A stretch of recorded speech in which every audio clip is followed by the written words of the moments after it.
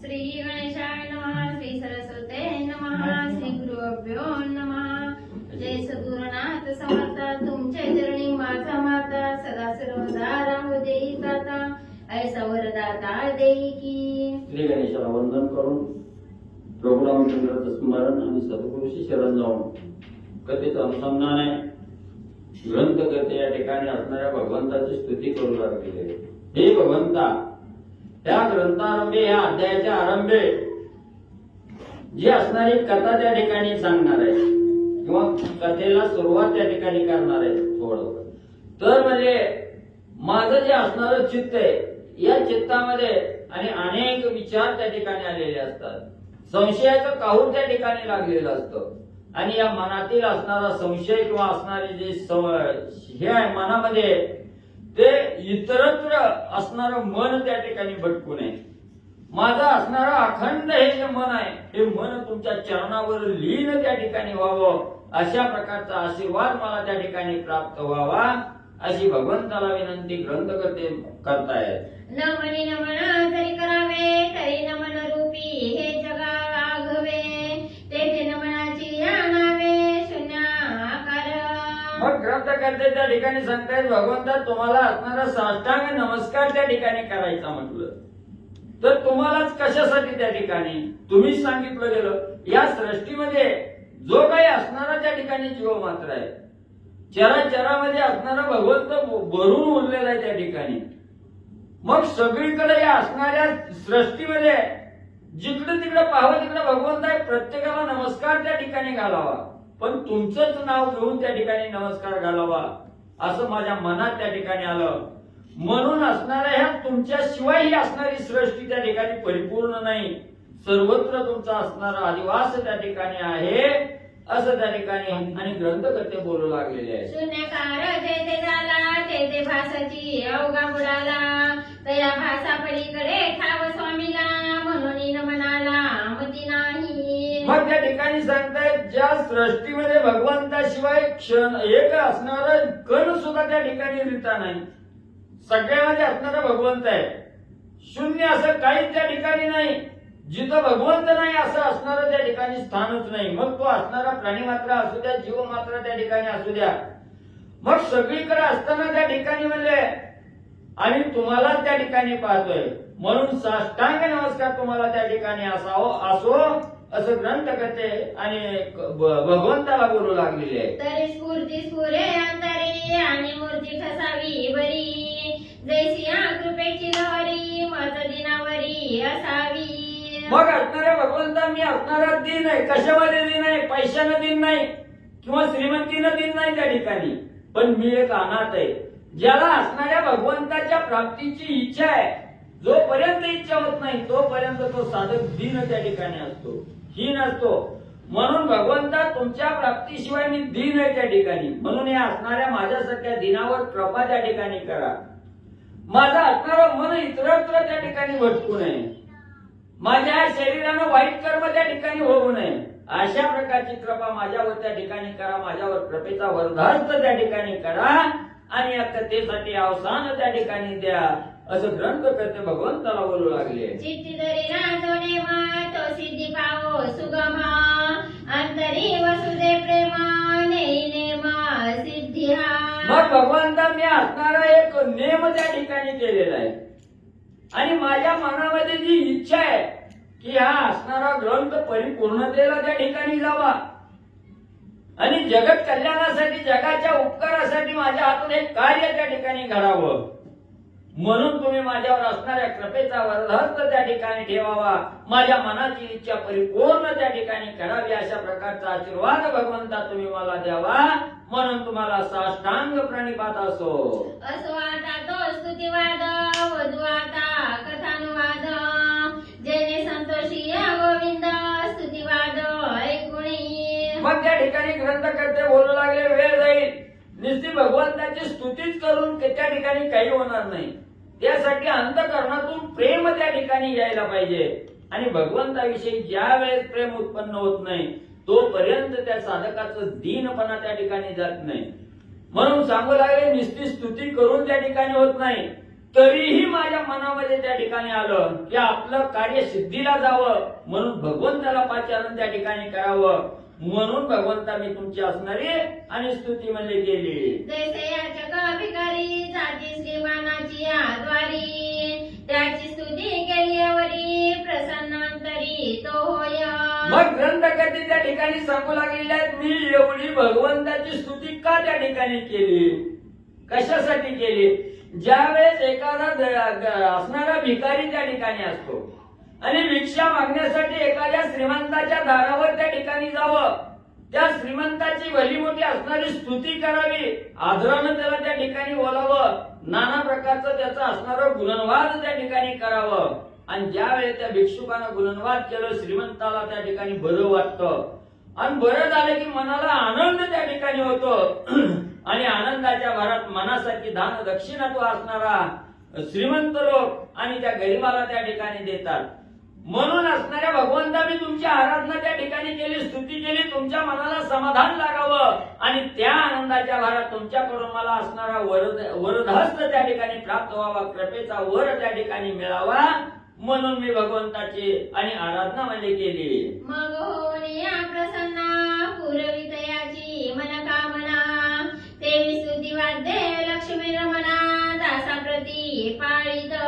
मग त्या ठिकाणी असणारा म्हणजे जसं असणारी श्रीमंत लोकांचं गुणनवाद केलं की आनंदाच्या भरात श्रीमंत लोक त्या याचकाच्या मनासारखं दान त्या ठिकाणी देतात. म्हणून मी भगवंताची आराधना केली की माझ्या मनाची मनोकामना पूर्ण त्या ठिकाणी व्हावं आणि हा असणारा अधिक मास नावाचा जो ग्रंथ आहे, महात्म्य आहे, ते महात्म्य परिपूर्णतेला त्या ठिकाणी जावं आणि जे जे साधक भगवंताची आराधना करतात, स्तुती करतात, नमस्कार त्या ठिकाणी करतात, त्याला आपल्या असणार त्या असणाऱ्या भक्ताचा दास म्हणजे भगवंत त्या ठिकाणी होतो आणि लेकरासारखा सांभाळ असणारा भगवंत त्या साधकाचा त्या ठिकाणी करतो. ग्रंथकर्ते सांगतायत, मग म्हणे क्षीराब्दिशाही ऐके हो कांचन देही, या मलमासाचे ठाई काय कीजे हो लक्ष्मी. मग असणाऱ्या विष्णू भगवंत त्या ठिकाणी लक्ष्मी मातेला बोलू लागले. ऐक असणारी लक्ष्मी म्हणजे हा असणारा अधिक मास आहे, दर 3 वर्षांनी येणारा अधिक मास आहे, याला पुरुषोत्तम मास असं नाव आहे, याला तिसरा असणारा मलमास आहे आणि या मलमासामध्ये या अधिक महिन्यामध्ये कुठलं व्रत त्या ठिकाणी करावं किंवा कुठलं आचरण त्या ठिकाणी करावं किंवा कुठल्या प्रकारचं दान धर्म त्या ठिकाणी करावं याच्याविषयी माहिती तुला सांगतो, असं विष्णू भगवंत आणि लक्ष्मी मातेला बोलू लागलेले आहे. तरी अल्प अथवा स्वल्प काहीतरी की जे दान तप, होम अथवा ध्यान जप शक्तीनुसार पैकी जे. मग या ठिकाणी भगवंत लक्ष्मीच्या रूपानं आपल्याला त्या ठिकाणी सांगू लागले, दर 3 वर्षाने येणारा अधिक मास आहे आणि या अधिक मासाचं अनन्यसाधारण असणारं महत्व त्या ठिकाणी आहे. या महिन्यामध्ये जास्त काही नाही जमलं तरी थोडं तरी असणारं दान त्या ठिकाणी आपल्या हातून घडावं किंवा असणारा होम हवन विधी त्या ठिकाणी करावा. जर आपली असणारी 5वीला पुजलेली दरिद्री आहे त्या ठिकाणी आणि दरिद्रीनं गांजल्यामुळे आपल्याकडे होम हवन करण्यापुरता असणारी ताकद त्या ठिकाणी नाही, म्हणून म्हणजे त्या साधकाने होम हवन जरी नाही त्या ठिकाणी केलं तर आपल्या परीनं आपल्या इच्छेनं होईल तेवढं दान त्या ठिकाणी आणि या महिन्यामध्ये करावं, असं भगवंत लक्ष्मी मातेला सांगू लागले. शक्ती सोना जोन करी तोरवर भोगी अघोरी, यात संदेह निर्धारी नसे सुंदरी जाण पा. पुन्हा असणारे भगवंत त्या ठिकाणी सांगू लागले, प्रत्येकाच्या अल्पमतीनं किंवा आपापल्या परीनं त्या ठिकाणी दान धर्म करा, पण एखादा कंजूस असतो, भरपूर असणाऱ्या भगवंतानं त्या ठिकाणी दिलेलं असतं, पण त्याचा वापर त्या ठिकाणी स्वार्थासाठी करायचा, दुसऱ्यासाठी त्या ठिकाणी करायचा नाही. भरपूर धन दौलत आहे पण कवा होम हवन त्या ठिकाणी करत नाही, आलेल्या याचकाला दान त्या ठिकाणी देत नाही, पंगत त्या ठिकाणी उठवत नाही, त्याला अकल्प आयुष्य असणारा नरक त्या ठिकाणी भोगावा लागतो, असं असणारे ग्रंथकर्ते त्या ठिकाणी सांगू लागले. ऐसे कुणी उत्तर लक्ष्मी वदे प्रत्युत्तर, हे नाथ जीर्णोद्धार प्रश्नाक्षर ऐकीजे. मग त्या ठिकाणी असणारं सांगितलं गेलं की हे नाथा, हे असणाऱ्या भगवंता, या ठिकाणी तुम्ही असणारं दानाचं महत्व त्या ठिकाणी सांगताय. पण म्हणजे माझ्या मनामध्ये एक असणारी इच्छा त्या ठिकाणी आलेली आहे. त्या इच्छेचं निरसन म्हणजे तुम्ही त्या ठिकाणी आणि म्हणजे करा. हे स्वामी जगन्निवासा निर्धना ते उपाव कैसा दुराचारी पुण्यलेशा स्वप्ने नेणे कैसा तो. मग त्या ठिकाणी असणारी लक्ष्मी माता सांगू लागलेली आहे की असणारा निर्धन आहे, ज्याच्या जवळ असणारा धनच त्या ठिकाणी नाही. मग धन असल्याशिवाय तर दान करता येत नाही. मग ज्याच्याजवळ धन नाही त्यानं दान त्या ठिकाणी कसं करावं आणि कसं पुण्य त्या ठिकाणी साचवावं. एखादा दिन त्याच्या हातून काहीही असणारं पुण्यात्मक कर्म त्या ठिकाणी घडत नाही. मग त्या साधकाला पुण्य कमवण्यासाठी त्या ठिकाणी काय करावं लागल याच्याविषयी माहिती भगवंत आम्हाला सांगा.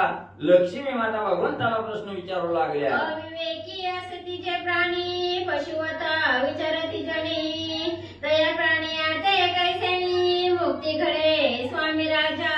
मग लक्ष्मी माता म्हणू लागलेली आहे जे असणारे या जीव मात्राला आलेले आहेत, जो जीव त्या ठिकाणी प्राप्त झालेला आहे असा असणारा जो साधक आहे त्या ठिकाणी त्याच्याजवळ असणारा निर्धन धन त्या ठिकाणी नाही किंवा सदा सर्वदा असणारं त्या ठिकाणी पापात्मक कर्म त्या ठिकाणी करतो, एकही पुण्याचं कर्म त्या ठिकाणी करत नाही.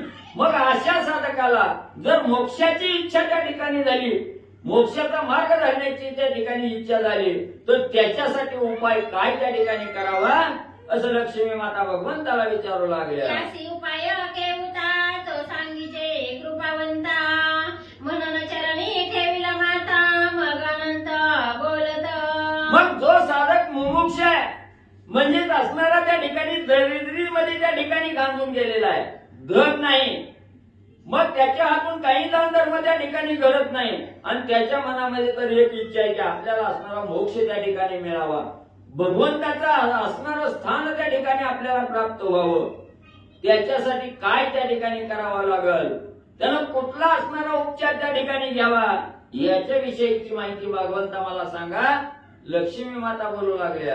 तरी एक हो सुंदरी द्रव्य नसे जरी पदरी तरी कष्ट व्हावे शरीरी साधू दर्शने महालाभू. मग असणाऱ्या लक्ष्मी मातेने विचारल्यानंतर असणारे विष्णू भगवंत त्या ठिकाणी सांगू लागले. ऐक लक्ष्मी म्हणले, ज्याच्याजवळ धन नाही, मनामध्ये तर इच्छा आहे की आपण दान धर्म त्या ठिकाणी करावा, असणारं त्या ठिकाणी पुण्य कमवावं, पण पदरी धनच त्या ठिकाणी नाही.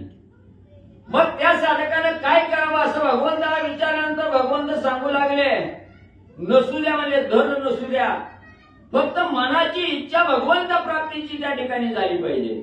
आणि या इच्छेसाठी हा असणारा देह कितीही जिजवायची वेळ त्या ठिकाणी आली तरी तो देह असणाऱ्या साधू संतांच्या संगतीला किंवा साधू संतांचं दर्शन घेण्यामध्ये जेवढा देह जिजायचा तेवढा जिजवा.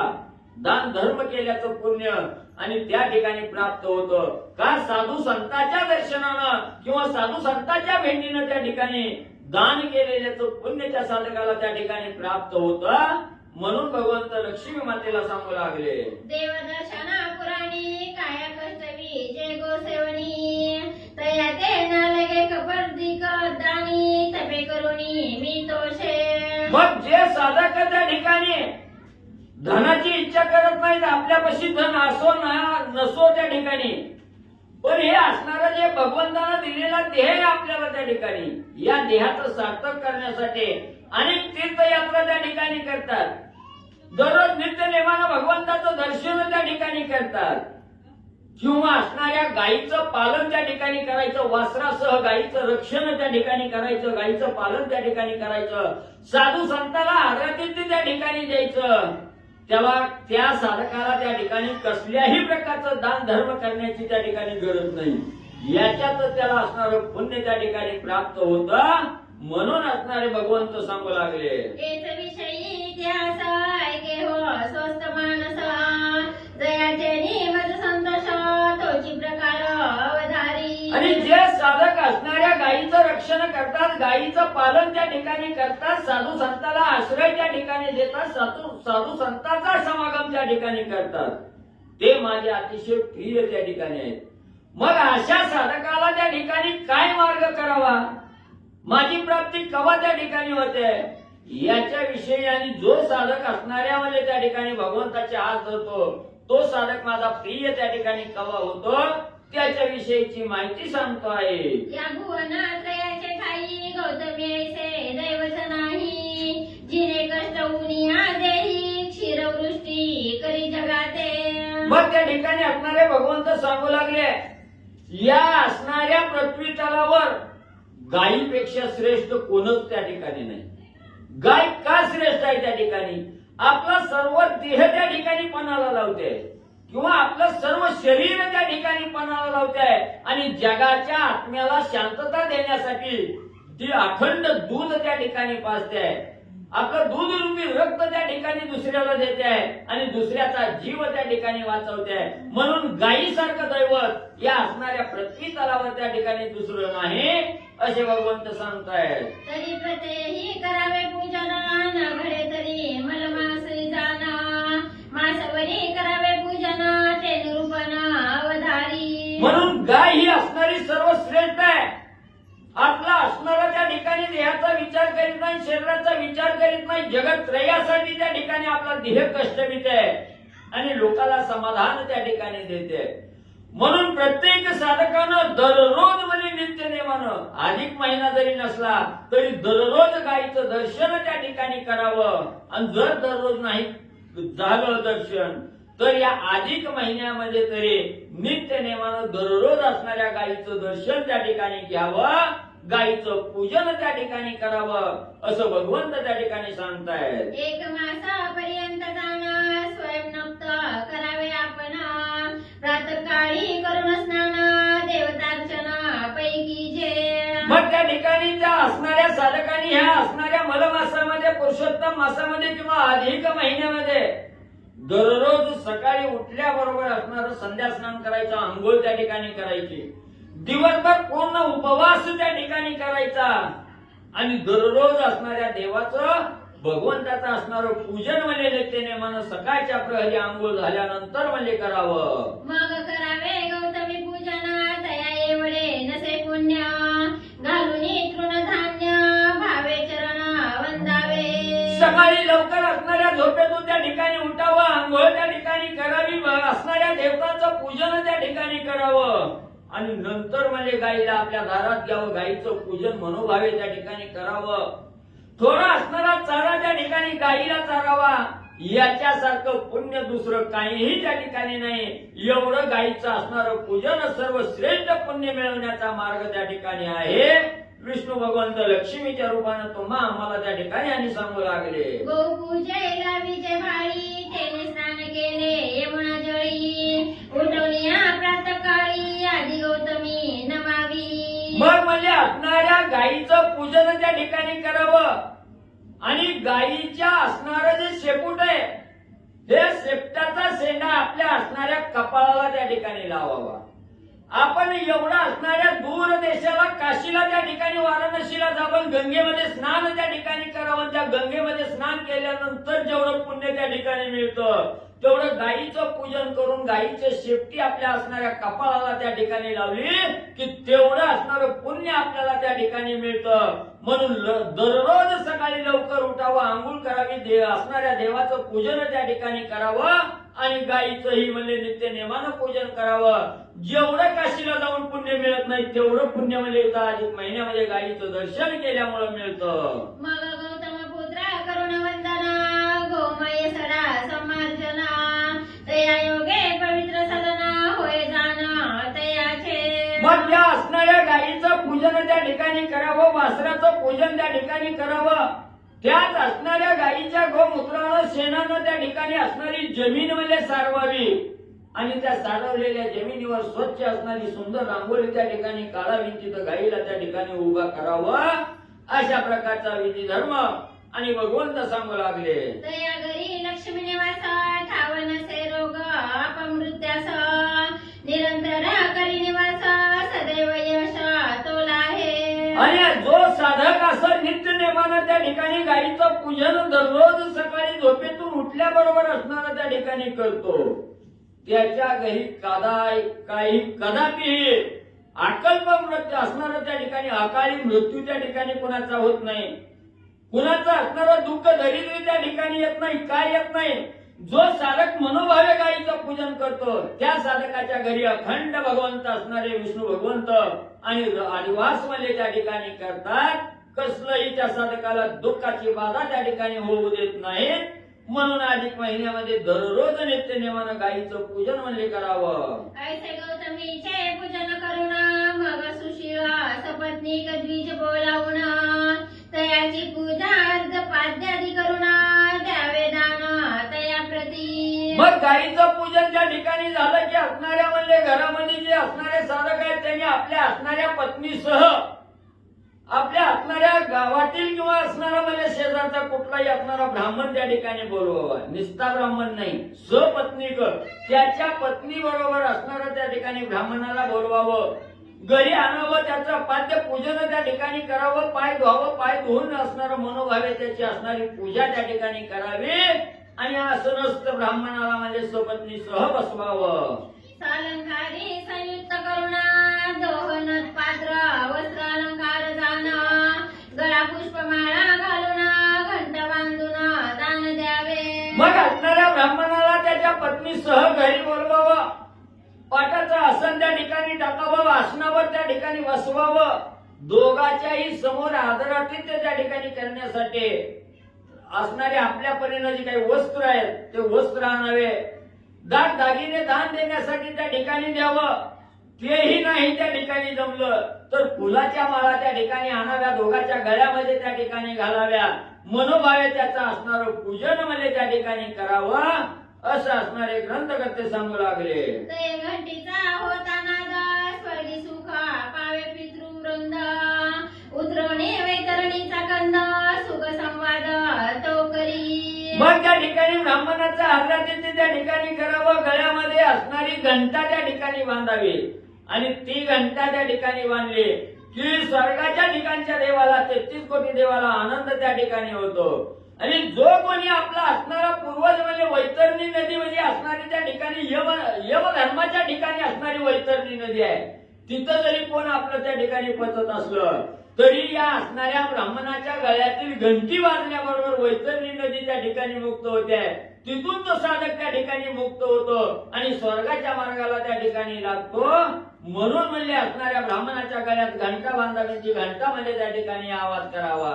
पुरुषत्वा हो का नारी उभय तलावाची समान परी गौतमेशी पवित्र पृथ्वीवरी दैवतान असेना. मग त्या ठिकाणी असणारं म्हणजे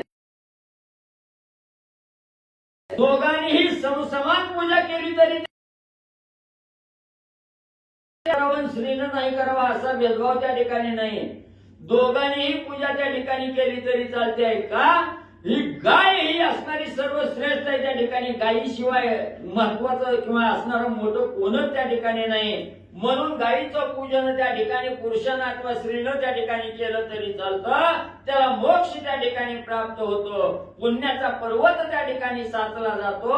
म्हणून नित्य नेमानं गायीचं पूजन त्या ठिकाणी करावं. गौतमी विना न होय यज्ञ गोक्षी देवीना न घडे हवन पंचामृता विना न घडे पूजन श्री विष्णू महाविष्णूचे. मग त्या ठिकाणी असणारं सांगू लागलेले आहे गायीच्या पूजनाशिवाय पुण्य त्या ठिकाणी नाही किंवा गायीच्या दुधाशिवाय खीर त्या ठिकाणी बनवणं योग्य त्या ठिकाणी नाही. गायीच्या शेणाशिवाय जमीन सारवणं त्या ठिकाणी योग्य नाही. म्हणून हे असणारं गायीच्या शेणानं जमीन सारवावी, गायीच्या दुधाची असणारी खीर त्या ठिकाणी करावी किंवा गायीशिवाय होम हवन त्या ठिकाणी साध्य होत नाही. म्हणून प्रत्येक कार्य करत असताना गायीचं पूजन त्या ठिकाणी करावं. त्याशिवाय कार्य सफल होत नाही भगवंत सांगतायत. जयाचे घरी गौतमीचे पूजन पवित्रतयाचे सदन जेथे नसे सडा संमार्जन जाणावे सदन श्मशान ते. मग ज्याच्या घरी नित्य नेमानं गायीचं पूजन केलं जातं ते अतिशय पवित्र सदन आहे. त्या ठिकाणी ज्याच्या दारात नित्य नेमानं गायीचं असणारं पूजन होतं ते अति पवित्र सदन त्या ठिकाणी सांगितलं गेलं. आणि ज्याच्या घरी गायीचं पूजन होत नाही, कवा दारातलं झाडून त्या ठिकाणी काढणार नाही किंवा रांगोळी त्या ठिकाणी घालणार नाही, सडा त्या ठिकाणी टाकणार नाही. ते असणारं घर स्मशानभूमीसारखं उदास त्या ठिकाणी राहतं, असे असणारे भगवंत सांगतायत. पाहते गौतमी परोपकारी तृण बक्षुण अरण्य माझारी स्वइच्छा ते प्राशन करी भार कवनावरी घालिना. मग गाय कशी आहे? गाय कुणालाही त्या ठिकाणी त्रास देत नाही. नुसतं गायीचं बिरडं सोडायचं आणि मोकळी त्या ठिकाणी सोडायची. ती गाय तुम्हाला त्या ठिकाणी मला ही आणून दे ती आणून दे ही असं कवा सुद्धा म्हणजे त्या ठिकाणी त्रास देणार नाही. स्वतः गाय वनामध्ये जाते, मनानं त्या ठिकाणी खाऊ वाटेल तेवढं खाते, जिथं पाणी मिळेल तिथं पाणी पिऊन त्या ठिकाणी येते. ती गाय कुणालाही त्रास त्या ठिकाणी देत नाही. एवढी असणारी गाय त्या ठिकाणी आपलं कार्य आपण स्वतःहून त्या ठिकाणी करते, असे असणारे भगवंत सांगू लागले. स्वसदने येऊन जाणं क्षीरवृष्टी अमृत समान तेने तृप्त होती अबला जाना ऐसी कृपा गण धेनुती. मग नुसतं गाईला सकाळी त्या ठिकाणी सोडून दिलं की दिवसभर त्या ठिकाणी वनामध्ये जाते, मनाला वाटत ती चारा त्या ठिकाणी खाते, पाणी मिळालं तर पाणी त्या ठिकाणी पिते आणि संध्याकाळची वेळ झाली की बरोबर आपल्या असणाऱ्या घराकडे त्या ठिकाणी येते, आपल्या गोट्यात येते आणि जे काही घरातली आबालवृद्ध आहे त्या ठिकाणी या सगळ्याला दुधाचा वर्षाव त्या ठिकाणी करते, सगळ्याला दूध त्या ठिकाणी पाजते, प्रत्येकाच्या जीवाला शांतता त्या ठिकाणी देते. म्हणून गायीसारखं दैवत आणि दुसरं काही त्या ठिकाणी नाही. जे गायीचे पूजन करतात ते माझे निश्चिम असणारे आवडते त्या ठिकाणी आहेत. विष्णू भगवंत सांगू लागले. गोमय पावन सदन अंगस्पर्शे पापक्षालन गोमूत्रे पंचगव्य ते पवित्रपण शास्त्री जाना बोलिलेसे. मग त्या ठिकाणी असणारे भगवंत सांगू लागलेले, ग्रंथकर्ते त्या ठिकाणी सांगू लागलेले. आता अनेक प्रकारचे असणार दवाखाने त्या ठिकाणी निर्माण झालेले आहेत. कशाचे दवाखाने आहेत? कसलंही औषधोपचार त्या ठिकाणी नाही. त्यांनी सांगितलं गेलं गायीचं शेण आहे, गायीचं असणारं मूत्र आहे त्या ठिकाणी, हे मिश्रण त्या ठिकाणी केलं. नुसतं दारामध्ये त्या असणाऱ्या मिश्रणाचा सडा त्या ठिकाणी टाकला आणि त्या सड्यावर जर आपला असणारा स्पर्श शरीराचा त्या ठिकाणी झाला तरी अनेक वेदना या शरीराच्या त्या ठिकाणी क्षमता आहेत. आणि पंचगव्यामध्ये असणारा उपचार त्या ठिकाणी सांगितला गेला.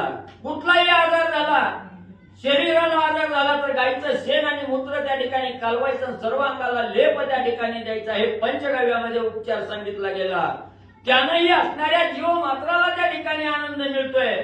एवढी गायी असणारी श्रेष्ठ त्या ठिकाणी सांगितली गेली. लक्ष्मीच्या रूपानं भगवंत आपल्याला सांगू लागले. प्रायश्चिता घेता जनाप्रती देहाचे दोष धन होती ममते स्वसुखे नांदती प्रसादे धेनुचिया. मग त्या ठिकाणी असणारं गायीचं हे असणारं त्या ठिकाणी गायीला वैरण त्या ठिकाणी टाकली, चारा त्या ठिकाणी चारला गेला. गाय मनसोक्त आपल्याला असणारा दुधाचा वर्षाव त्या ठिकाणी करते. गाय कुणाचाही उपकार त्या ठिकाणी ठेवत नाही. कणभर चारा त्या ठिकाणी चारला तर असणारं तांब्यावर दूध देणारी गाय आहे त्या ठिकाणी आणि असणाऱ्या प्रत्येक जीवाला शांत त्या ठिकाणी करणारी आहे. प्रत्येक जीवाला असणारा आनंद त्या ठिकाणी देणारी गाय आहे.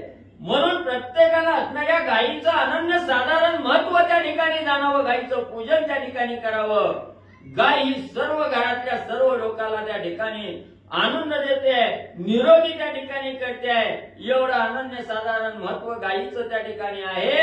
विष्णू भगवंत सांगतायत. ऐसे धेनुचे करुण पूजन भगवत ब्राह्मणा द्यावी दान तेने पुनिता होती जना जगजीवना संतोषे. मग अशा ह्या गायीचं मनोबल असणारं पूजन त्या ठिकाणी करावं. या असणाऱ्या स्त्री पुरुष असणाऱ्या ब्राह्मणाला त्या ठिकाणी बोलवलेलं आहे, त्यांचं पूजन केलेलं आहे. त्यांना ती असणारी गाय त्या ठिकाणी दान द्यावे. गाय दान रोगराई निघून त्या ठिकाणी जाते. दुःख त्या ठिकाणी थांबत नाही. एवढं पुण्य त्या साधकाला प्राप्त होतं. भगवंत सांगू लागले. कृपा करुणा दयावरी प्राप्त करी निजपुरी नवी संवेक्षण भरी ऐसे मुरारी बोलिला. मग असणाऱ्या भगवंतांनी काय सांगितलं गेलं? कुठलंही कार्य घरामध्ये त्या ठिकाणी करत असला किंवा अपार आपल्याला कष्ट आहे, सकाळी झोपेतून उठल्यापर्यंत संध्याकाळी झोपेपर्यंत त्या ठिकाणी कष्ट आहे, काम आहे त्या ठिकाणी. जरी कष्ट काम त्या ठिकाणी करावं लागत असलं तरी गाईला त्या ठिकाणी कवा विसरायचं नाही किंवा भगवंताच्या दर्शनाला कवा विलंब त्या ठिकाणी लावायचा नाही. एवढं असणाऱ्या भगवंताने गाईचं महत्व त्या ठिकाणी सांगितलं ना आपल्याला. या असणाऱ्या संसार रूपी राहट गाडग्यातून तारून जात असताना गायीविषयीचं महत्व आपल्याला त्या ठिकाणी पटवून दिलं गेलं. म्हणून प्रत्येक साधकानं आयुष्यभर जरी नाही जमलं तरी या 3 वर्षातून एकदा येणाऱ्या एका महिन्यामध्ये दररोज असे भगवंतांनी सांगितलं गेलं. ऐसे केली गोदान ते दिनी करावे ब्राह्मण भोजन षडसकृता सहितांना यथेष्ट भोजन पै द्यावे. मग असणाऱ्या ब्राह्मणाला गाय 16 प्रकारचं अन्न, प्रत्येक अन्नामध्ये असणारं तूप त्या ठिकाणी टाकावं आणि असं 16 प्रकारचं अन्न त्या ब्राह्मणाला भोजन म्हणून त्या ठिकाणी घालावं. त्याच्यात एवढं असणारं पुण्याचा पर्वत त्या साधकाच्या घरी त्या ठिकाणी साचला जातो. म्हणून म्हणजे अन्नदान करावं. त्रयोदशकाने चंदनार्पिते सुशीतळ द्विजकुळ तोषवावे. मग पुन्हा असणारा त्या ठिकाणी यज्ञाचे भोजन घालावं. भोजन घातल्यानंतर असणारा त्रयोदशी गुणी पानाचा विडा त्या ठिकाणी त्याच्यामध्ये असणारी लवंग टाकावी, सुपारी टाकावी आणि हे असणाऱ्या पानाचा विडा त्या ठिकाणी ब्राह्मणाला द्यावा. चंदनाचा लेप त्या असणाऱ्या ब्राह्मणाच्या कपाळावर त्या ठिकाणी लावावा आणि हे जे समस्त द्विज कुळ आहे, ब्राह्मण कुळ आहे, त्या ब्राह्मण कुळाला असणारा आनंद त्या ठिकाणी मिळवून द्यावा असे भगवंत सांगू लागले. मग वस्त्र अलंकार शक्तीनुसार द्यावी दक्षिणा तुझा प्रीत्यर्थ जनार्दना. म्हणून पानाचा विडा ज्या ठिकाणी दिला, चंदनाचा लेप त्या ठिकाणी लावला गेला की आपण असणारं जे वस्त्रदान त्या ठिकाणी करणार आहोत ते वस्त्रदान ब्राह्मणाला करावं. आपल्या परीनं जमल तेवढं असणाऱ्या दागिनं त्या ठिकाणी अलंकार द्यावं आणि आपल्या शक्तीनुसार आपल्या असणाऱ्या ताकदीनुसार त्या ब्राह्मणाला योग्य अशी दक्षिणा त्या ठिकाणी द्यावी आणि दक्षिणा देत असताना सांगावं ही असणाऱ्या भगवंताला अर्पण त्या ठिकाणी होवं. म्हणून त्या असं म्हणावं आणि ब्राह्मणाच्या हातात दक्षिणा त्या ठिकाणी देऊन ब्राह्मणाचं मन संतुष्ट त्या ठिकाणी करावं भगवंत सांगू लागले. परी येथे अवघड मोठे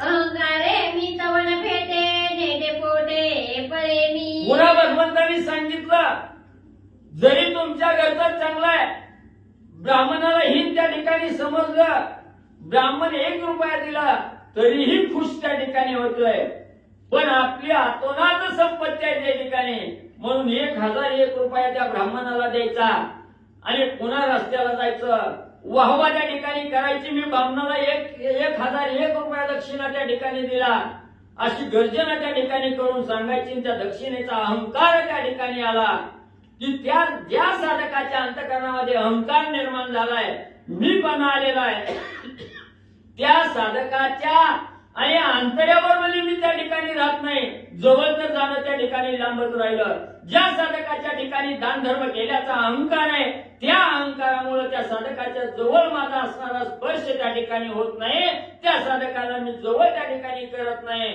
असे भगवंत सांगू लागले. म्हणून येता सांगा कर्म ते घडेना घडे कर्म ते पुण्य गाठी पडेना.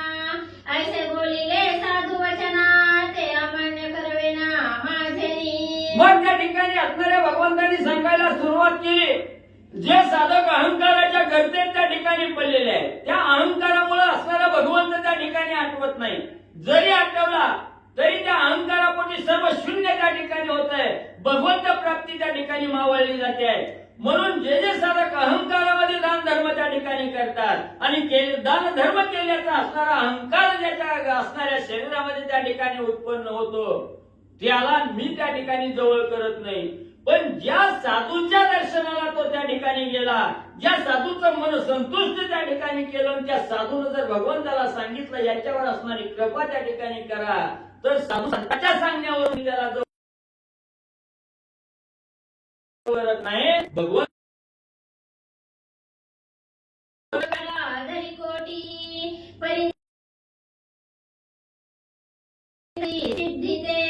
मग कोणाच्या ठिकाणी का साधू संतांच्या सानिध्यात जावं असणारे भगवंत त्या ठिकाणी सांगतायत.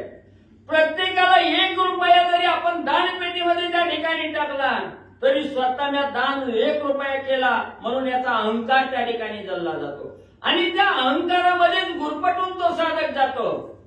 पण जो साधक एवढा अहंकार जरी आपल्याला जवळ त्या ठिकाणी बाळगला गेला आणि निष्ठ साधू दर्शनासाठी त्या ठिकाणी गेला तर संताला असणाऱ्या साधकाचा कळवळा त्या ठिकाणी आल्याशिवाय राहत नाही.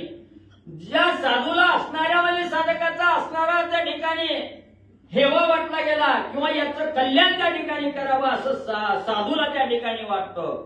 म्हणून जे साधू ज्या साधकासाठी माझ्याकडे याचना त्या ठिकाणी करतात याचं भलं कर भगवंत असं ज्या ठिकाणी म्हणतात त्या साधूचं वचन मी उल्लंघन त्या ठिकाणी करत नाही. जरी अहंकारानं बरबटलेला असला साधूच्या संगतीला त्या ठिकाणी लागला की सर्व अहंकार त्या ठिकाणी बाजूला जातो आणि मी त्या साधूचं वचन प्रमाण त्या ठिकाणी मानून त्या साधकाला जवळ त्या ठिकाणी करतो. साधू वचन माझ्यासाठी सर्वश्रेष्ठ त्या ठिकाणी आहे असं ही भगवंत सांगू लागले. या जागी निरंकार जाण करावे जप तप दान पुण्य तयाचे मी जनार्दन नविसंबे क्षण भरी. मग भगवंत सांगतायत तुम्हाला काय करावं लागतं. अहंकारामध्ये केलेलं कार्य आहे त्या ठिकाणी अहंकारामध्ये केलेलं पूजन आहे हे पूजन निष्फळ ठरतं. तुम्हाला एवढं कष्ट करावं लागतं. तो अहंकारातून पुण्य त्या ठिकाणी मिळवण्यासाठी एखाद्या साधूकडे त्या ठिकाणी जावं लागतं. पण जे साधक त्या ठिकाणी निरअहंकार त्या ठिकाणी बाळगतात कसलाही अहंकाराला जवळ त्या ठिकाणी करत नाहीत आणि असणाऱ्या देवताला त्या ठिकाणी मानतात भजन पूजन त्या ठिकाणी करतात गायीचं रक्षण त्या ठिकाणी करतात त्या साधकाला कुठल्याही ज्या साधकाच्या अंतःकरणामध्ये अहंकार नाही त्या साधकाला कुठल्याही साधू संतांकडे जरी नाही गेलं तरी माझी प्राप्ती त्या ठिकाणी झाल्याशिवाय राहत नाही. म्हणून नित्य नेमानं मनोभावे असणारा सांगितलेला दान धर्म नित्य कर्म त्या ठिकाणी पार करा भगवंत सांगू लागले. माझा अहंकार झाला हयग्रीवा झालं ते वेळा म्हणून सगळ्या जगाला करुण गलबला सांगतो. स्वतः भगवंत त्या ठिकाणी सांगतायत आधी आपण अनुभव त्या ठिकाणी घ्यावा लागतो आणि आलेला अनुभव जगाला त्या ठिकाणी ओरडून सांगावा लागतो. म्हणून भगवंत त्या ठिकाणी सांगतायत एक वेळेस मला सुद्धा त्या ठिकाणी अहंकार झालेला होता आणि त्या अहंकारामुळे असणारा यज्ञाचा घोडा मला त्या ठिकाणी व्हावं लागलं होतं. बरोबर आहे का. यज्ञाचा घोडा मला त्या ठिकाणी व्हावं लागलं होतं. म्हणून म्हणजे अहंकार त्या ठिकाणी नाही याची प्रचिती मला स्वतः त्या ठिकाणी आलेली आहे. म्हणून जगाला असणारा त्या ठिकाणी ओरडून सांगतो की बाबांनो कुठलंही कार्य त्या ठिकाणी करत असताना पुण्यात्मक कार्य त्या ठिकाणी करत असताना त्या कार्याचा अहंकार त्या ठिकाणी बाळगू नका. या ह्याला अहंकाराचा वारा त्या ठिकाणी लागू नये म्हणून असणारा मला कळवला येतो. म्हणून म्हणजे तुम्हाला निस्वार्थीपणानं असणारी सेवा त्या ठिकाणी करा भगवंत सांगतायत. थोडे करा अथवा फार परिमणी न धरा अहंकार तेने मी दुष्ट सर्वेश्वर वाय भारत याचा. भगवंत म्हणताय तुमची ऐपत त्या ठिकाणी नाही. तुम्ही 1000 रुपये जरी असणारा त्या ठिकाणी भगवंतासाठी अर्पण केलं आणि एखाद्या साधकानं 1 रुपया जरी त्या ठिकाणी अर्पण केला अगर मी म्हणतो त्याच्याजवळ रुपयाही त्या ठिकाणी नाही पण मनोभावे असणाऱ्या भगवंताच्या मंदिरात त्या ठिकाणी आलाय भगवंतासमोर हात जोडून लीन वृत्तीनं त्या ठिकाणी झालेला आहे तो सुद्धा साधक माझा अतिशय प्रिय त्या ठिकाणी आहे. फक्त ज्याच्या देहाच्या ठिकाणी अहंकार आहे त्या साधकाच्या जवळ मी जात नाही. निरअहंकारी जो साधक माझ्या जवळ येतो त्याला माझ्या जवळ असणारं स्थान त्या ठिकाणी मिळाल्याशिवाय राहत नाही भगवंत सांगतायत. यदस्ति श्लोक गीतार्थाचा पार्थाप्रती निरोपीला साचा तोचे अभिप्राय येतीचा म्हणियाना निर्धार. मग या ठिकाणी सांगतायत जो असणारा म्हणजे या असणाऱ्या पुण्याचा जो अभिप्राय त्या ठिकाणी सांगितला गेला. कोणी सांगितलं. असणाऱ्या कृष्णाने म्हणजे अर्जुनाला जसा उपदेश त्या ठिकाणी केला तोच उपदेश म्हणजे मी इथं या ठिकाणी करतो असे विष्णू भगवंत सांगू लागले. ऐसे फलाशारही दादाना जय करीती मदर्पण ते प्रिया मजला गुणा बहु बोलून काय दाऊ. मग त्या ठिकाणी भगवंत सांगतायत माझ्या प्राप्तीची आस मनामध्ये त्या ठिकाणी धरली. ठीक आहे, माझं असणारं भजन पूजन त्या ठिकाणी करता, पण मनामध्ये निराशा पाहिजे. कुठलीही फळाची अपेक्षा त्या ठिकाणी करू नका. निरअपेक्षेनं माझे जे असणारं भजन त्या ठिकाणी करतात, माझे दर्शन त्या ठिकाणी घेतात, त्याच्या पूर्ण अपेक्षा मला न सांगता मी त्या ठिकाणी आणि म्हणजे पूर्णत्वाला नेतो.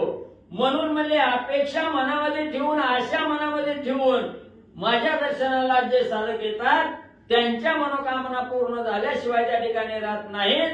म्हणून आता याच्यावर काय म्हणजे एवढं जास्त बोलावं असे भगवंत लक्ष्मी मातेला बोलू लागले. जयावडी मोक्षाची तेने पूजा करावी नेमाची, मलमासा विशेषाची सामग्री पुण्याची अपार. तुला सांगितलं असणारे भगवंत सांगू लागले. किती मी उदाहरणं देऊन तुम्हाला सांगायचं म्हटलं तर काही उपयोग नाही.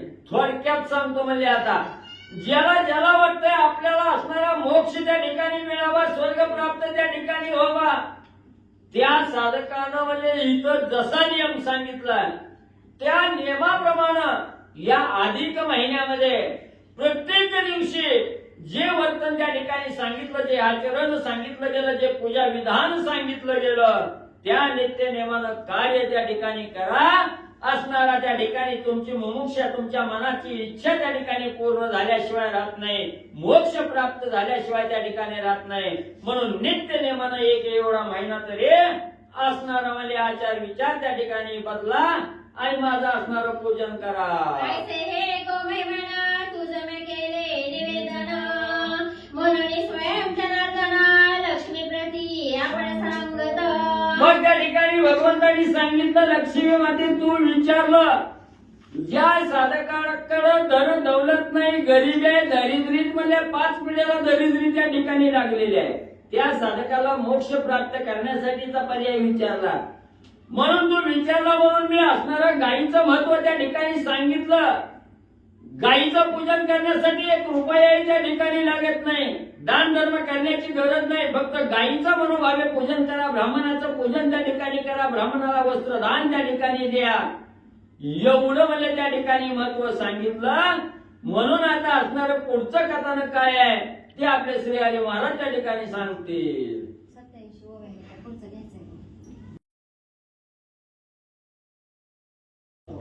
पुंडलीकवधारी विठ्ठल श्री ज्ञानदेव तुकाराम पंढरीनाथ भगवान की जय.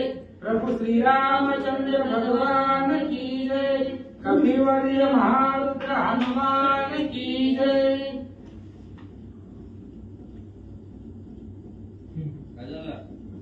गंध चालू आहे. श्री गणेशाय नमः. श्री रामचंद्राय नमः. जयावडी मोक्षाची तेने पूजा करावी नेमाची, मलमास विशेषाची सामग्री पुण्याची अपार. कथेचं अनुसंधान ग्रंथ करते या ठिकाणी सांगतायत, ज्याला मोक्षाची आवड आहे, मोक्षाची आवड प्रत्येकाला असते. कुणाला नरकाला जावं वाटतंय, कुणालाच वाटत नाही. सगळ्याला वाटतं आम्हाला स्वर्गाला जायला पाहिजे. म्हणून ज्याला ज्याला मोक्षाची आवडी आहे त्यानं आता सांगितलेलं सगळं जी काही असणारी भगवंतांना गायची सेवा सांगितली, ही सगळी असणारी गोसेवा या महिन्यामध्ये मल मासामध्ये अधिक महिन्यामध्ये जर केली तर तो साधक मोक्षाला जातो. महाराज सांगतात, ऐसे हे गो महिमान तुझं मी केले निवेदन, म्हणून स्वयं जनार्दन लक्ष्मी प्रती आपण सांगत. आणि अशा प्रकारचं गायीचं महिमान किती आहे, गो महिमान भगवान श्री विष्णूने लक्ष्मीला सांगितलं. म्हणजे गायीच्या असणारी सेवा केल्यानंतर ना कशी कशी सेवा करायची, त्या गायीची सेवा केल्यानंतर ना काय पुण्य आहे, हे सगळं भगवंताने सांगितलं. तरी पण मी 2 मिनिटांमध्ये सांगतोच. राम अश्वमेध ग्रंथामध्ये एक कथा आलेली आहे. भगवान श्रीरामचंद्राचे सासरे कोण, जनक राजा. आणि जनक राजा स्वर्गाला निघाले. स्वर्गाला जाणार, त्या रामाचा सासरा नरकाला थोडीच जाणार आहे. स्वर्गाला चालले होते, पण जाता जाता नरकाच्या मार्गातून स्वर्गाला निघाले. मग ज्यावेळेस नरकाच्या मार्गावरून जात असताना नरकातली जी लोक होती, जनक राजा जवळून चालल्यावर त्याच्या अंगाच्या वाऱ्याने त्या नरकातल्या लोकांना सुख वाटलं. कोणचा पुण्य पुरुष आहे म्हणले, इथून गेला आपल्याला आनंद वाटला. मग जनक राजा महागारी आले आणि त्यांना विचारलं, तुम्हाला सुख वाटलं? ते म्हणले हो. मग चला म्हणले, तुमचा उद्धार करतो म्हणले. मग जनक राजा त्या सगळ्या लोकांना घेऊन यमाकडे गेले. यमाला सांगितलं, महाराज यांची मुक्तता करा. यम म्हणला, असं होत नाही महाराज, तुम्ही मोठ्या लोकांचे पाहुणेच जावा म्हणले. तुम्ही रामचंद्राचे सासरे, तुम्ही जावा स्वर्गाला. ही पापी लोक आहेत, ह्यांना स्वर्गाला घेऊन जाता येत नाही. मग जनक राजाचा हट्ट होता. जनक राजा म्हणले, जर नसतील ह्यांची जर मुक्तता होत नाही तर मी इथंच राहतो. जर माझ्या एक क्षणभराच्या संगतीने एवढं सुख ह्यांना वाटलं, मग मी इथंच राहतो. मला नकोच स्वर्ग, जिथं प्राण्याला दुःख. मग नाही विराजानं यमराजानं त्या सगळ्याची मुक्तता केली. मग जनक राजाच्या मनामध्ये प्रश्न आला. जनकाने विचारलं, महाराज, जनकाने विचारलं, 2 प्रश्न विचारतो, 2 प्रश्नाची उत्तर द्या. पहिले उत्तर, मी नरकाला आलोच कसा? आणि दुसरा प्रश्न, ह्या लोकांना एवढं सुख कशा पद्धतीने माझ्या संगतीनं सांगितलं, महाराज प्रत्येकाचं रेकॉर्ड आमच्यापाशी असतंय म्हणले. एक दिवस तुमच्या नगरामध्ये गाई चरत होती. गाई चारा खात होती. चारा खात असताना त्या गाईला हाकललं म्हणून तुम्ही स्वर्गाला जाणार. फक्त गाईला हाकलल्यामुळे तुम्ही नरकात निघाला, एवढाच फरक आहे. म्हणून गाईचं एवढं महात्म्य आहे. जनक राजाने फक्त हाकललं त्या गाईला तर नरकाच्या, त्यामुळे तिथल्या लोकांना सुख झालं. म्हणून गायीचं सेवन, गायीची सेवा अत्यंत महत्वाची आहे. आतापर्यंत भगवंतानं लक्ष्मीला सांगितलं ते तुमच्या आमच्यासाठी आहे, आणि भगवंतानं सांगितलेली गोसेवनाचं महिमान आहे. हे आधी तुमच्या मनामध्ये प्रश्न येईल, जर या महिन्यामध्ये पाप केलं तर पापही दुप्पट होते, पुण्य जर केलं तर तेही दुप्पट होतं, आणि पाप जर या महिन्यामध्ये केलं तेही दुप्पट होतं. म्हणून पाप करायचंच नाही. पुण्याचा मार्ग आहे, असणारा पुण्य पावन महिमा आहे, भगवंताचा असणारा महिमा आहे. पुण्य करा, सांगितलेल्या पद्धतीने गायचं सेवन करा, तो माणूस, तो व्यक्ती मोक्षाला जातो. महाराज सांगतात, तोचे अभिप्राय गवा, तुम्हा श्रोतिया बरवा, प्राकृत भाषेची गौरवा, किंतु न धरावा मानसी. आणि तेच अभिप्राय आहे जे संस्कृतामध्ये व्यास महाराजांनी पद्मपुराणामध्ये जे सांगितलंय ते प्राकृत भाषेमध्ये. संस्कृत आणि प्राकृत, संस्कृत आपल्याला कळत नाही, पण ती जशी कथा आहे तशी प्राकृत भाषेमध्ये म्हणजेच मराठी भाषेमध्ये तुमच्या पुढे मांडले. समती साक्षात देवी आदरे, माझी पद्याच्या रचने होती अक्षरे, स्फूर्तिदाता श्री रघुवीरे, तया आदरे वदिलोपै. माझ्या मनाचं मी काही लिहित नाही, याला पुरावा पद्मपुराणाची कथा आहे, आणि माझ्या डोक्याला बुद्धीला चालना देणारा तो भगवंत आहे. मी माझ्या मनानं काहीच लिहित नाही. तू जे सांगशील श्रोत्री तेच लिहितो कागदपत्री, तुझ्या वचनाशिवाय अन्य वक्री नाही लिहित पांडुरंगा. श्रीधर स्वामी सांगतायत हरिविजयमध्ये, जे भगवंतानं माझ्या कानात सांगितलंय तेच या पत्रातील ग्रंथामध्ये लिहिलंय, असं ग्रंथकर्ते सांगतात. हे सिया गोपूजनाचे विधान, भावे करीती पुजो निदान, तयाची यमयातना चुकोन, पावे सदन मोक्षाचे. अशा प्रकारचे गायी पूजनाचं विधान आतापर्यंत सांगितलं, आणि गरुड पुराणामध्ये 18व्या अध्यायामध्ये ग्रंथकर्ते माधव यांनी सांगितलेलं आहे. 33 कोटी देवांचं वास्तव्य सांगत असताना भगवंत सांगतायत, गायीचं मध्यभाग स्वतः गायी म्हणजेच मी आहे, आणि म्हणून गोपूजनाचं महात्म्य, तिची सेवा जसं आतापर्यंत सांगितलंय तसं जर तुम्ही केलं तर मोक्षाला झालं, असं महाराज सांगतात. यदपि संशय न धरावा, सापेक्ष श्लोक परिसावा, संमितीचे प्रयत्न पहावा, पद्मपुराणीचे पै. याविषयी कुठल्याच प्रकारचा संशय मनामध्ये आणू नका. जर तुम्हाला संशय येत असेल, जर तुम्हाला काही आक्षेप घ्यायचा असेल तर ते आधी पद्मपुराण नावाचा ग्रंथ उघडा आणि ते पहा. पद्मपुराणामध्ये संस्कृत जर तुम्हाला कळत असेल तर बघा. त्या पद्मपुराणामध्ये पाठीमागे जी कथा आहे तीच प्राकृत भाषेमध्ये मी सांगितले. महाराज सांगतात, मग लक्ष्मी म्हणे जी माधवा ऐसे महिमान सांगता बरवा परिसंदेह माझी भावा तो निरसावा स्वामिया. लक्ष्मी माता ऐकत होत्या आणि भगवान श्री विष्णू सांगत होते. आणि सांगत असताना लक्ष्मी मातेने विचारलं, देवा एक संशय माझ्या मनामध्ये, प्रश्न. तुम्ही सांगितली कथा गायीच्या सेवनाचे, गायीचे पूजेचे, गायीचं महत्व सांगितलं. मग ही सगळं ऐकल्यावर माझ्या मनामध्ये एक प्रश्न निर्माण झालाय. कोणता? गौतमी देवी अवतारी आणि प्रचिती परोपकारी देवी ती विष्ठा भक्षण निर्धारी काय मनोनिया. आणि त्यावेळेस लक्ष्मी मातेने विचारलं, भगवंता तुम्ही सांगताव गौतमी देवी आहे, गाय सगळ्यामध्ये श्रेष्ठ आहे असं तुम्ही आता सांगितलं. आणि दुसऱ्याला उपकारकारक असणारी गाय आहे, गायीपासून कुणाला हानी नाही, सगळ्या जगाला त्या गायीचा उपकार आहे असं तुम्ही सांगितलं. मग एक प्रश्न आहे, गाय पवित्र आहे, पुण्यवान आहे, मग गायी विष्ठा भक्षण का करते? कुठेही उकिंड्यावरती ह्याच्यावरती त्याच्यावरती गायी का चरते? चांगलं चांगलं गायी खात नाही, वाईट वाईट जी विष्ठा आहे त्याच सेवन गाय का करते मला सांगा.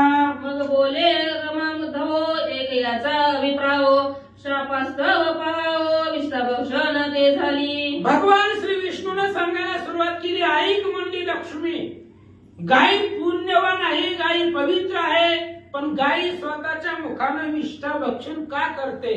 तर त्या गायीला शाप दिलेला आहे. मग त्या गायीला कोणी शाप दिला ती पण सांगतो, ऐक. तरी शाप तो कवनाचा परिसे भावा पैतीचा सदाशिवे दिदलासाच्या शापसाच्या येते. मग तुला पुन्हा प्रश्न निर्माण पडेल की गायीला शाप कोणी दिला? असला गायीला शाप की विष्ठा भक्षण गाय आजपासून करेल अशा प्रकारचा शाप भगवान श्री विष्णूला गायीला शाप महादेवानं दिलेला आहे. का दिला ते पण सांगतो. एकदा परिचितोराना ते अभिमान सृष्टी करता मी एक. ऐक म्हणली लक्ष्मी, गायीला महादेवाने का शाप दिला त्याची कथा सांगतो. एकदा मी आणि ब्रह्मदेव म्हणजे भगवान श्री विष्णू आणि ब्रह्मदेव सहज कैलासाला गेलो महादेवाकडे. आणि जात असताना माझ्या लक्षामध्ये आलं की ब्रह्मदेवाला गर्व झालेला आहे. सृष्टी करणारा रचणारा मीच आहे अशा प्रकारचा गर्व ब्रह्मदेवाला झालेला होता. ते जाणूनी सदाशिवे ब्रह्मया ते निविदिले बरवे जे आमुचे मुगाटा ते अवलोकावे आणि सत्वर यावे मागारे. आणि मी आणि ब्रह्मदेव कैलासाला भगवान सदाशिवाकडे महादेवाकडे गेलो. आम्ही दोघं बी महादेवापाशी जाऊन उभा राहिलो.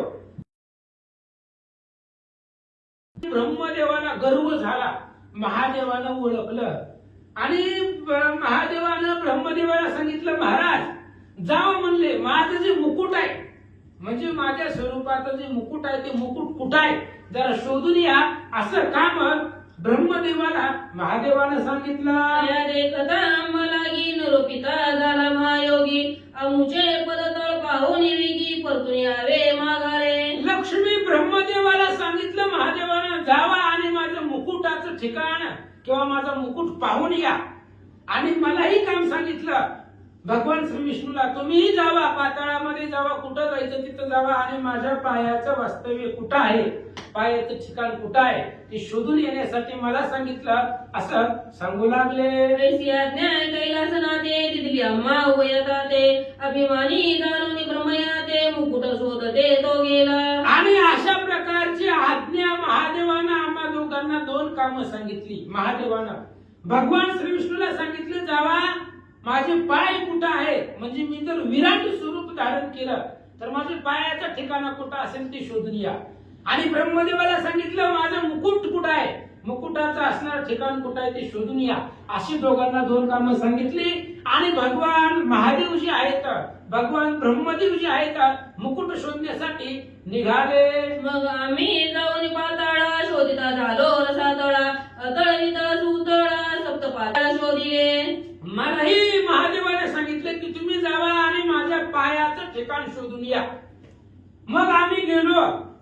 अतळ वितळ तळातळ रसातळ, सुतळ आणि पाताळ, सप्त पाताळ आहे खाली. आणि त्या सप्त पाताळामध्ये गेलो आणि महादेवाचं पाया कुठं आहे त्या पायाचा ठिकाणाच लागाना गेला. आणि ब्रह्मदेव तिकडे वरती गेले, 21 स्वर्ग आहेत, त्या स्वर्गामध्ये मुकुट शोधण्यासाठी ते तिकडे गेले होते. परी ठावन लागे जनाला केलं की न होऊन ते साचा परतोनी आलो न बोलवेवाचा शिवाजवळी. मग मला सांगितलं की महादेवानं मला एक काम सांगितलं होतं. म्हणले भगवान श्री विष्णू, तुम्ही माझं पायाचं ठिकाण शोधून या. सप्त पाताळ शोधली मी, पण महादेवाच्या पायाचं ठिकाण मला काही तपास लागला नाही. भव्य दिव्य त्यांचं विराट स्वरूप कुठं त्यांचं पाय शोधायचं घवलेच नाही, सापडलेच नाही. म्हणून मी खिन्न झालो, दुःखी झालो आणि पुन्हा कैलासाला आलो आणि महादेवाला नमस्कार केला.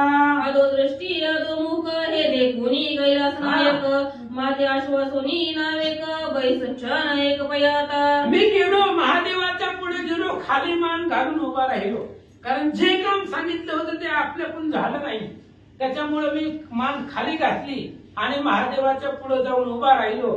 महादेवाने सांगितलं, भगवंता थोड्या वेळ 2 मिनिटं इथं थांबा म्हणले.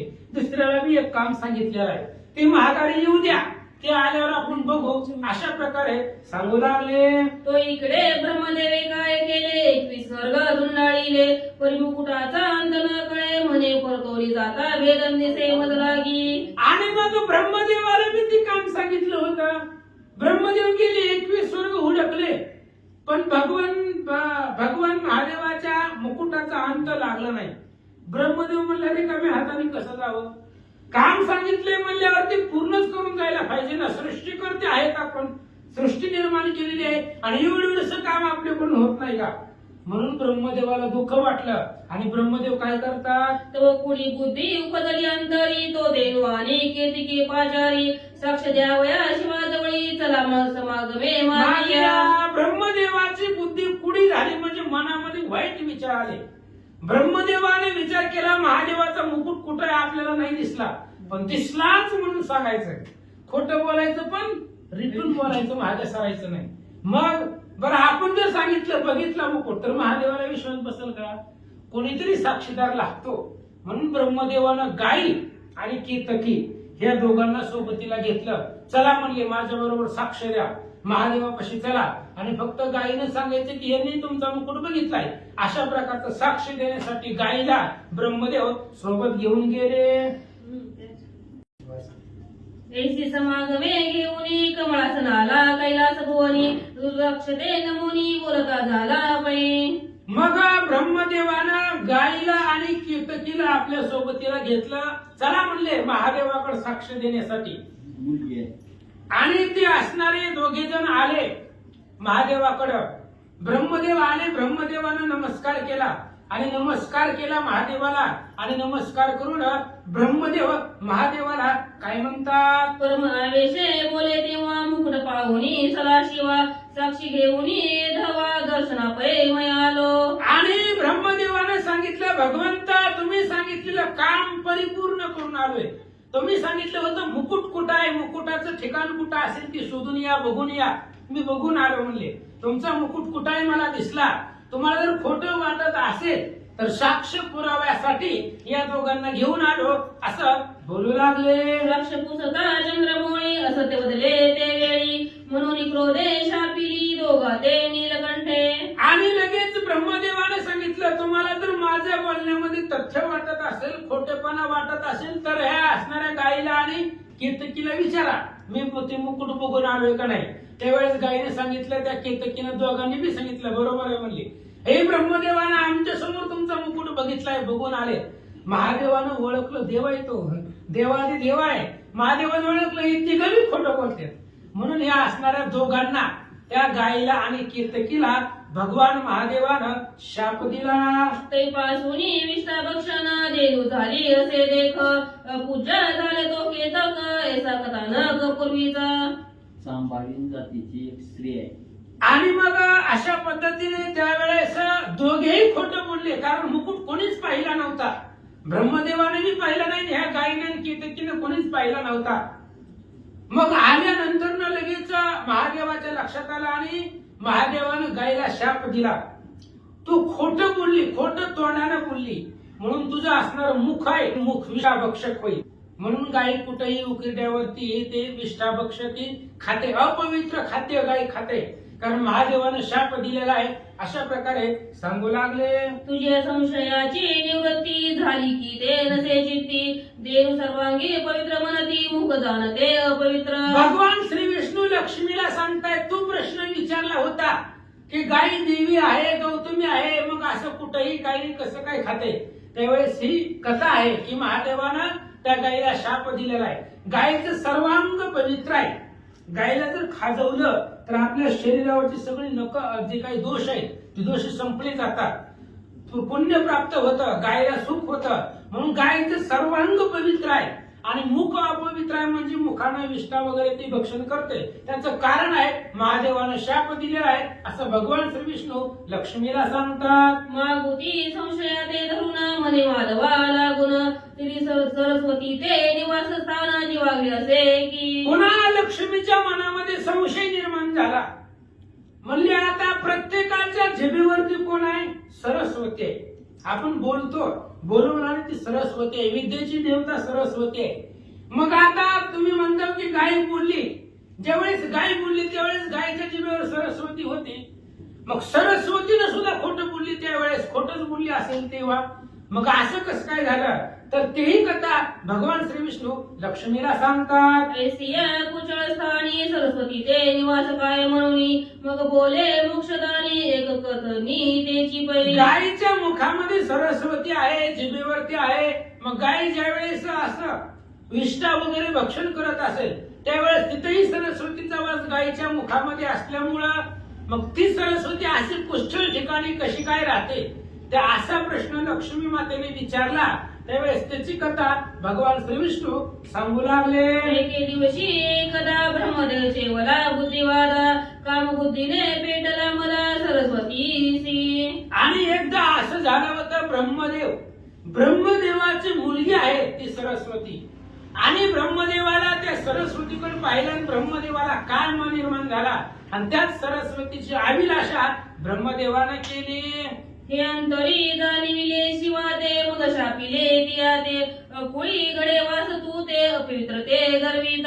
महादेवाने ओळखलं की अशा प्रकारची असणारी सरस्वती आहे आणि ब्रह्मदेवानं तिच्यावरती अभिलाष ठेवला. म्हणून महादेवाला अंतःकरणामध्ये जाणवलं, कारण देवादी देव आहे तो, प्रत्येकाच्या मनातलं भगवंताला कळतं.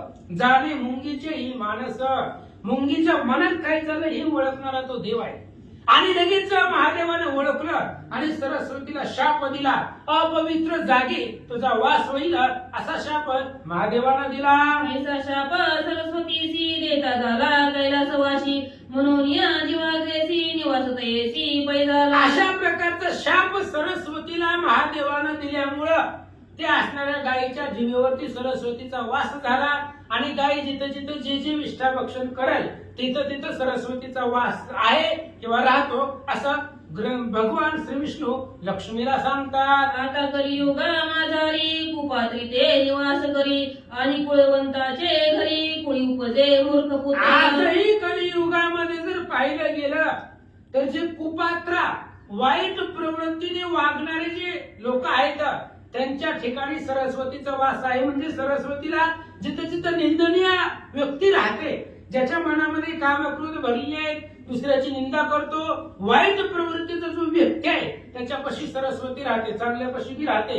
पण महादेवाने शाप दिल्यामुळं वाईटाच्या ठिकाणी सरस्वतीला राहावं लागतं असं महाराज सांगतात. तथापि विद्या असली किंचित तरी गर्वे केला त्याचा निपात, तया गर्वाने वाताहत कुळीजन करिता ती. म्हणून विद्येची देवता सरस्वतीला म्हटलं जातं आणि अशी असणारी सरस्वती एखादा वाईट व्यक्ती आहे आणि त्याला जर विद्या प्राप्त झाली तर नाही त्या ठिकाणी मुखामधून काहीतरी अपशब्द बाहेर सरस्वती त्याच्या मुखातून काढते आणि कुलवंताच्या घरामध्ये अपवित्र जन्माला आलं म्हणून त्याच्या कुळाला डाग लावते असं सांगतात. कुशीत मनुष्याचे देही विद्या प्राप्त होता पायी, मग बोलो नेरिक वनासई मद बळे विद्येचे नी. एखादा मनुष्य कुष्ठित आहे म्हणजे दुर्बुद्धी त्याच्या मनामध्ये वाईट आहे, त्याला जर विद्या प्राप्त झाली तरी विद्येची देवता सरस्वती आहे, जिभेवरती वास करणारी सरस्वती आहे.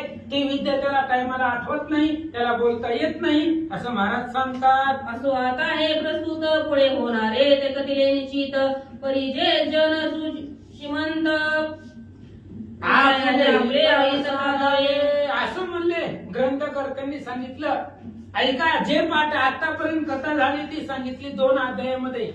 पुढे जे होणार आहे ते मी तुम्हाला सांगतो. पण आपलं हित कशामध्ये? ही पुरुषोत्तम मास आहे, भगवंताचा असणारा ही महिना आहे. 3 वर्षानंतर एकदा येतो. या महिन्यामध्ये जेवढे जेवढे पुण्यकर्म कराल ते पुण्य त्याचं दुप्पट मांडलं जातं आणि ती सेवा भगवंतापर्यंत पोचली जाते. म्हणून आपलं हित कशामध्ये ते पहा असं महाराज सांगतात. किंचन असलिया जाण पर्व काळी नगडे दान पुण्य ग्रहण आलिया जाण नेती भिजवून अडकारू. म्हणून अकिंचन असला, एखादा असणारा गरीब असेल, त्याला शक्ती नसेल, दान धर्म करता येत नसेल, तर सगळ्यात मोठं काम पुण्य आहे ते भगवंताचं नामस्मरण. हरी हरी हरी मंत्र हा अगाध भगवंताचं नामोच्चारण करणं या महिन्यामध्ये अधिक केलं तर जास्त पुण्य पदरामध्ये पडतंय, भगवंतालाही आनंद होतो असं सांगतात. म्हणून या मलमासी भावे सेवावे देवासी हा. पूजावे अति आदरेसी गो ब्राह्मणासी म्हणून आदरे. या अधिक महिन्यामध्ये भावे भजावे देवासी भगवंताची सेवा करा, त्यांचं नामस्मरण करा, गायी ब्राह्मणाची पूजा करा, आदरानं करा. जसं या ग्रंथामध्ये शास्त्रामध्ये सांगितलेलं आहे त्या पद्धतीने करा, तुम्ही मोक्षाला जाल महाराज सांगतात. केसी एक मास करिता पूजा मज भार होय अदोक्षजा कृपाळून या पूजा घालून निवारी पापाचे. म्हणून अशा प्रकारची 1 महिना एवढे अधिक महिन्यामध्ये जर माझी पूजा केली, माझं नामस्मरण केलं तर आनंद होतो आणि तो भगवंत आपल्यावरती प्रसन्न होतो आणि पापे होता निर्मुक्त. मग ते असणाऱ्या पापाला जाणारा व्यक्ती, नरकाला जाणारा व्यक्ती तो भगवंत निवारतो आणि मोक्षाची वाट, स्वर्गाची वाट त्याच्या पदरामध्ये घालतो महाराज सांगतात. पापे होता निर्मुक्त मग सहजची मोक्ष प्राप्त. म्हणून या हे व्रत मज लागी सेवावे. मलमासी सेवावे. ह्या असणाऱ्या महिन्यामध्ये अधिक मास महात्म्यामध्ये काय करायचं? भगवंताची सेवा करायची, नामस्मरण करायचं. त्यानं काय होता? पापे होता निर्मुक्त. आतापर्यंत केलेलं पाप सगळं संपलं जातं. 3 वर्षामध्ये झालेलं पाप हे एका महिन्यामध्ये संपलं जातं आणि सगळं पाप संपून पुण्यवान तो व्यक्ती होतो असं महाराज सांगतात. ही तुका इतिहास बरवा लक्ष्मी ते निविधी माधवा. माधवा तोच्या अभिप्रायो आगवा तुम्हा पुढे विस्तारली असे. ग्रंथकर्ते सांगतात एवढा असणारा इतिहास 2 अध्यायामधली कथा भगवंताने लक्ष्मीला सांगितलेली आहे. भगवान श्री विष्णू आणि लक्ष्मी या दोघांचा संवाद म्हणजेच हा पूर्ण ग्रंथ आहे. 2 अध्यायामध्ये दोघांचा संवाद सांगितला गेला आणि एवढा असणारा अभिप्राय कथा झाली आहे. जी झाली ती तुमच्या पुढे मांडली महाराज सांगतात. इति श्री मलमास महात्म्य पद्मपुराणाती संमत मनोरहसूत विरचित 2य अध्याय संपूर्ण. कुंडली कवधारी विठ्ठल श्री ज्ञानदेव तुकाराम पंढरीनाथ भगवान की जय. गोपाल कृष्ण भगवान की जय. राजा